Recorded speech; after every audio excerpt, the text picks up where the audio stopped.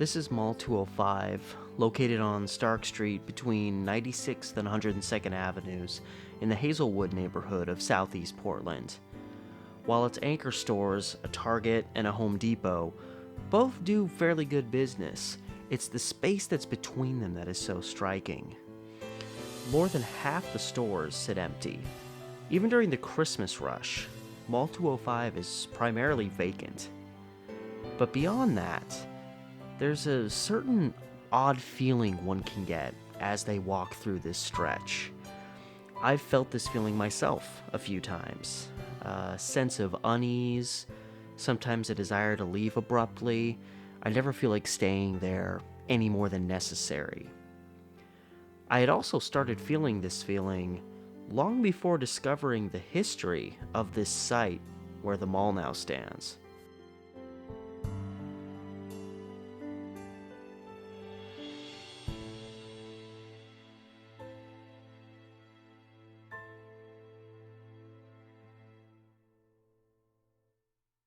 Going back to the turn of the century, 1900, this property was open agricultural land in an area that was primarily undeveloped at the time.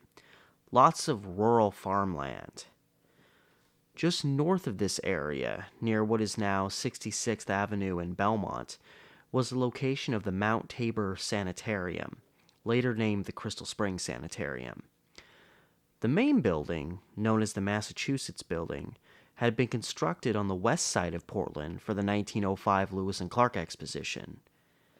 But after the exposition, the building was taken apart, transported, and reconstructed piece by piece on the sanitarium site. Reports were that scores of mentally ill men who resided utilized through excessive labor in reconstruction of this building. This sanitarium was run by a physician named Henry Waldo Coey. Coey was born in Wisconsin in 1857, rose to prominence working in the Dakota Territory, and was a close personal friend of Theodore Roosevelt.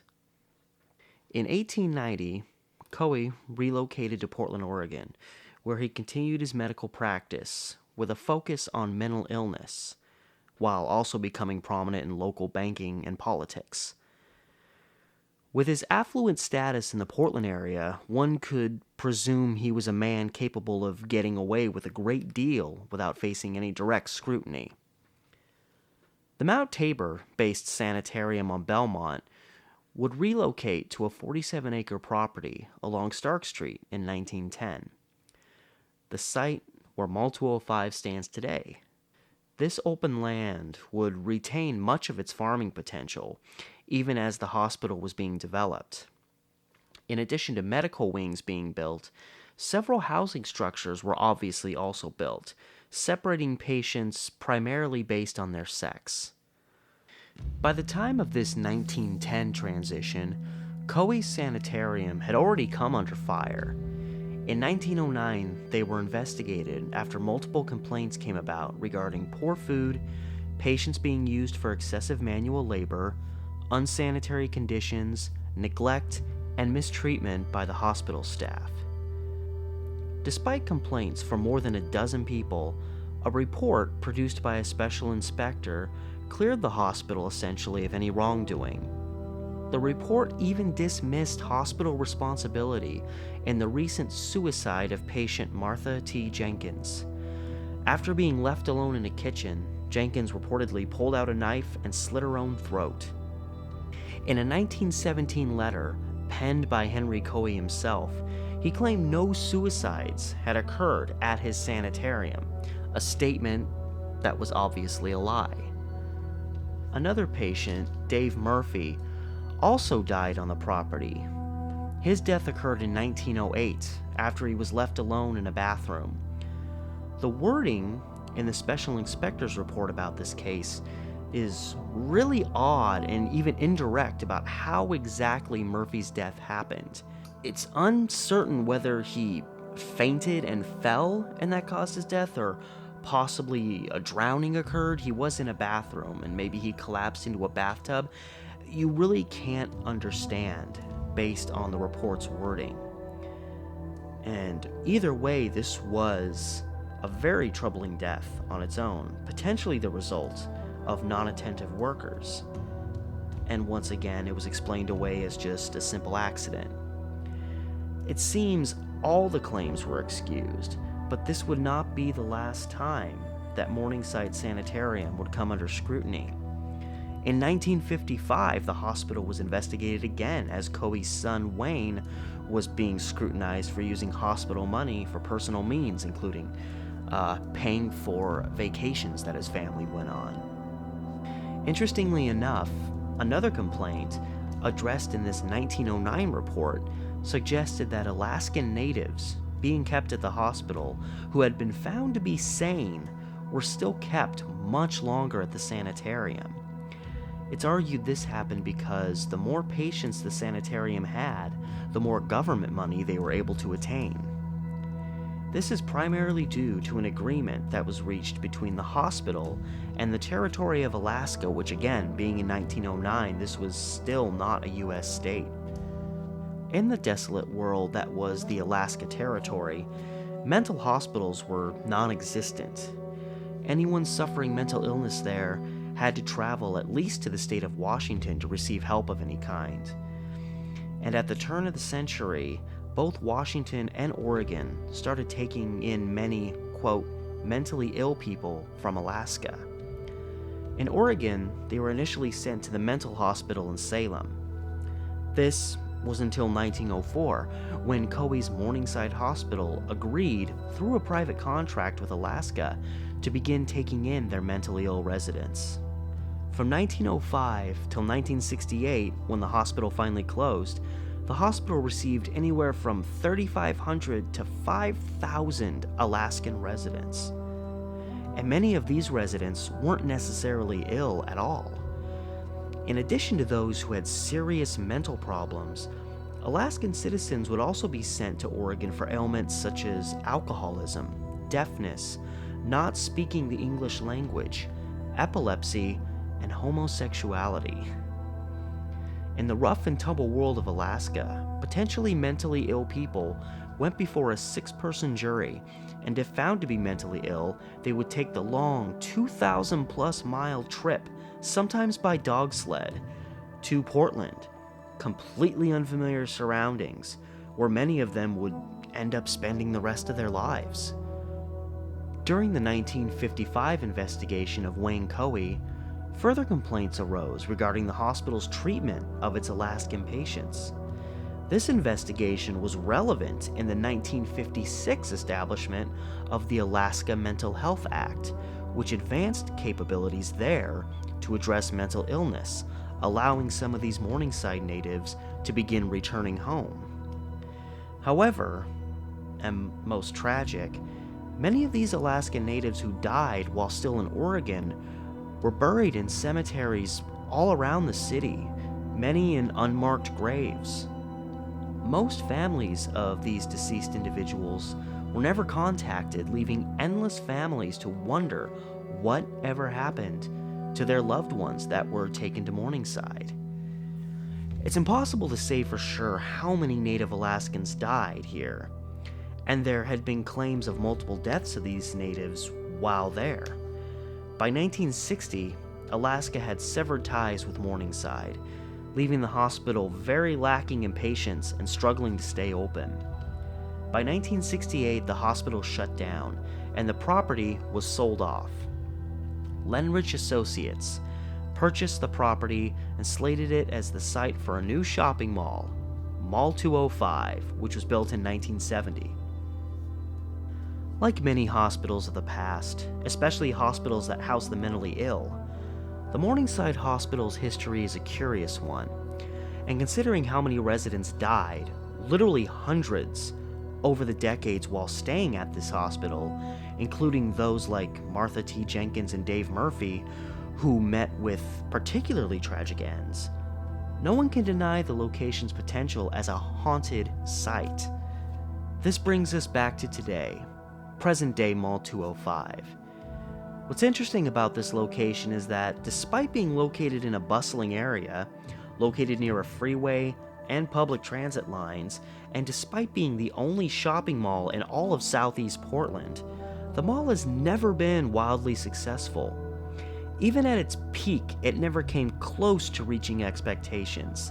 The mall has struggled to stay open literally for decades, despite the success of its anchor stores, which were originally a Montgomery Ward and a White Front. A movie theater was once part of the mall. I remember watching Aladdin there back in 1992.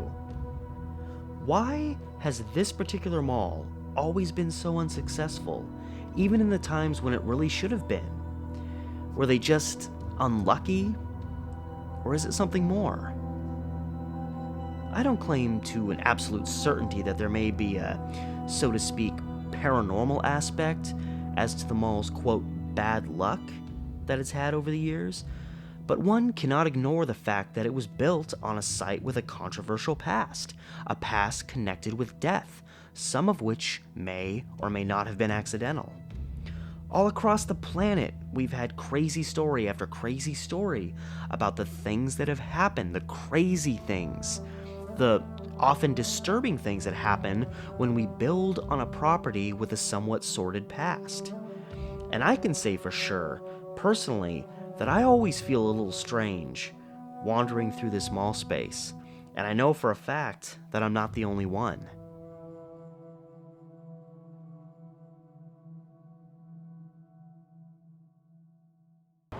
What if there is, maybe, up for you to decide, what if there's something, let's just say a little bit off about the land that this mall was built on and the kind of sordid history that's behind it?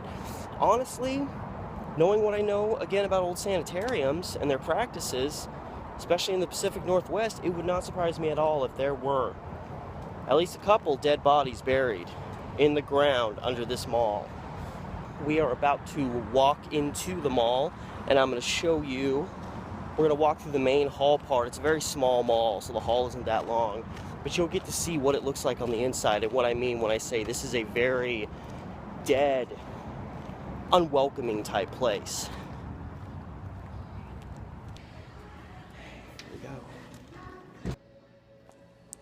So here you see me walking into the mall. You can see it's already pretty empty. Walking by, I believe this is the security's office, and you look dead ahead and it's pretty desolate so far, even as we're walking toward Target, one of the anchor stores. And the main reason I really wanted to go through here was, there's a very this odd discomfort. And actually that window we just looked through, here's another place that's been empty for a long time. And looking through, here's one of the few successful businesses over there, a shoe shop.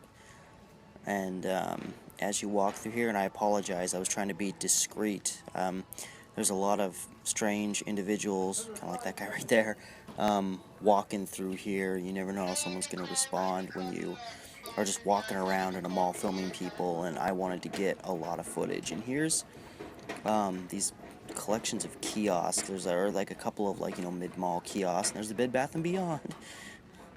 And there's actually this amount of traffic you're seeing is pretty, this is actually an impressive turnout. Usually when I go through Mall 205, I've gone from one end of this hallway to the other, and most of the time I see 3 to 5 people.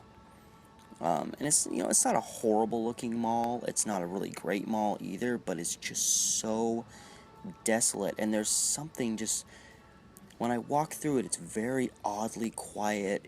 There's a very dark feeling about it.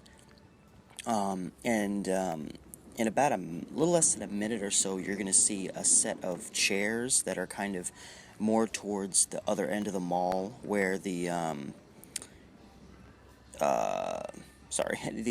Depot is. Here's a like an old arcade place that's been closed up for a while.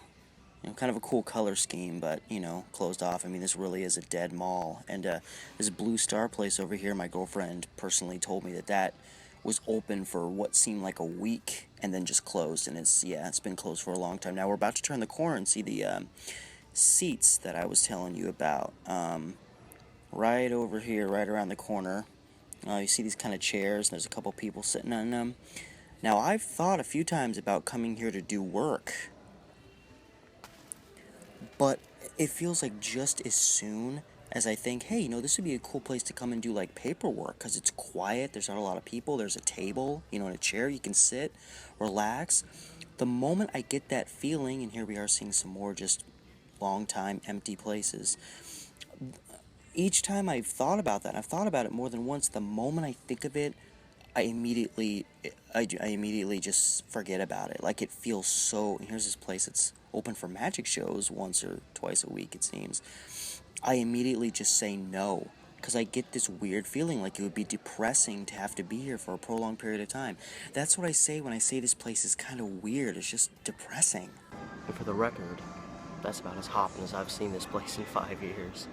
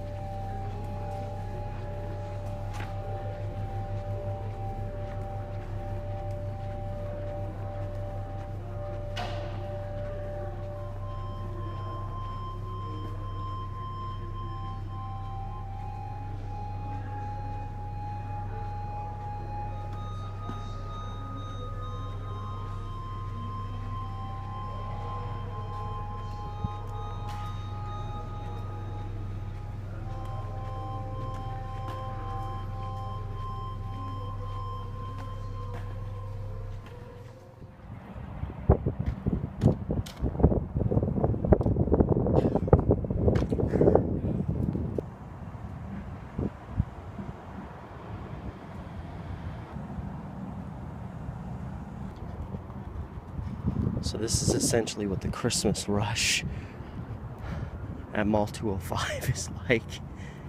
Here we are, it's only a few days before Christmas and quiet as a mouse. So in all fairness, the Target and the Home Depot, the two current anchor stores to the mall over here, do get considerably good business. But I feel like they get good business just because of what they are. Like, if you put those two stores practically anywhere else by themselves, they'd still get just as good, if not better, foot traffic. So the anchor stores are doing just fine. It's just, with the exception of maybe like the Bed Bath & Beyond in the middle that does okay business, there's just nothing else really kicking. Nothing consistently, at least in this place. Oddly enough, these little extension buildings, like this one over here, there's a little bit more back there. Those little places that are kind of off from the mall, but technically kind of on the same property, they actually get business for business, more people. Just somewhat interesting, maybe a sign of the times, maybe it means nothing, I don't know.